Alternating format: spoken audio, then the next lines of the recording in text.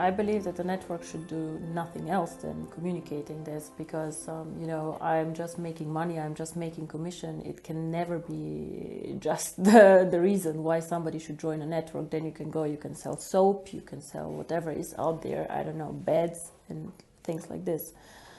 I think understanding cryptocurrency is actually the key, and this is something that I wish for on the events to happen more. I have been, unfortunately, to some events myself where I was listening for an hour and I had no idea what this company does. So the unique thing about us is education, and then if somebody wishes, the cryptocurrency. Of course, cryptocurrency can change the world, and I believe it will. The question is, will it be tomorrow? Will it be in a year, or in 2 years, or in 3? It is unstoppable. It already started. The interesting thing about cryptocurrency is it is so global that it is very difficult even to stop it. So much better than trying to stop cryptocurrency, in my opinion, is to regulate cryptocurrency. Just to regulate cryptocurrency as part of the financial landscape. We are not banks, for sure not, but to make some rules for people out there, because today everybody can go and create a cryptocurrency and start collecting money. This is not the way it should be. So what we, for example, do is we already started doing KYC procedures, things that you normally do for opening a bank account. Or if you're a merchant and you want to join us, you still have to provide us with some documents so we know what do you sell, what is happening, why is money being transferred. We don't have to, but we do this. So this is one thing with the merchants. It's a lot of freedom of business. For example, for the European market, if you're a small, innovative Swedish company, what can you do? You can develop some cool software, you can do things. Most of us are in the digital network, they are doing interesting things. And then you want to sell it to other markets. It can be Asia, it can be India, it can be everywhere. But China and India are very difficult to sell things to. They do not have the free capital flows that we have. So you might find a Chinese buyer, but it's difficult for you to get a payment. And it's very frustrating because you're a small company, you focus on software, you do not focus on international payments.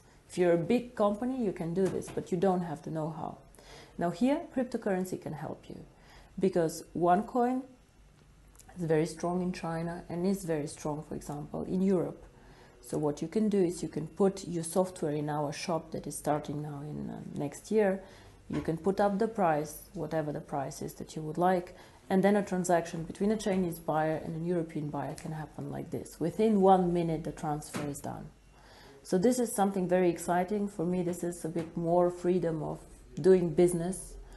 And the second thing, as you say, is the unbanked. Now, the unbanked, I don't know if you had a look what happened in India. India is a cash economy. So a lot of the poorer people who do not have a bank account for several reasons. Poor people normally do not trust banks. Poor people hoard the money for emergency.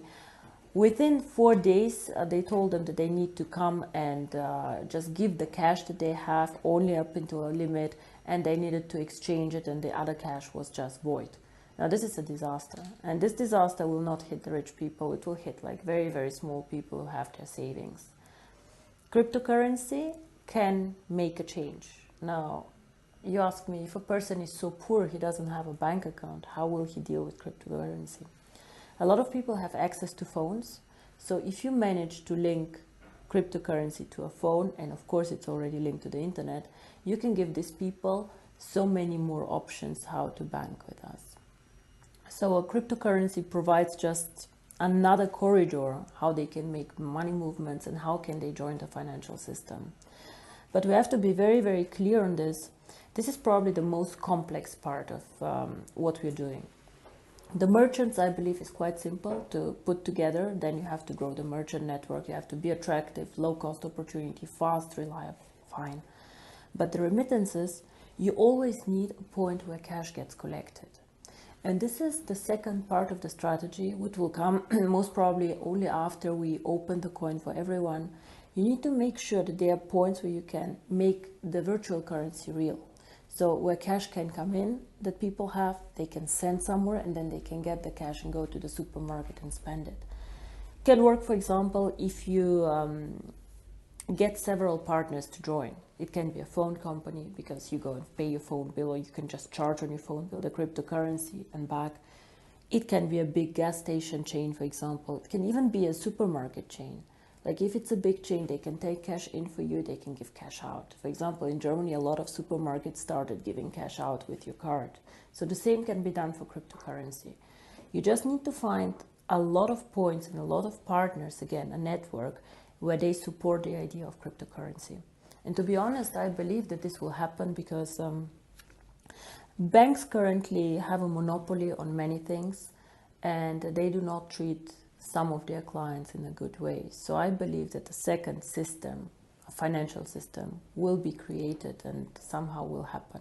How fast, I cannot tell you, but there's always this tipping point theory. Things start, grow, at one point of time, they just reach a point where it just gets inevitable and just like goes out.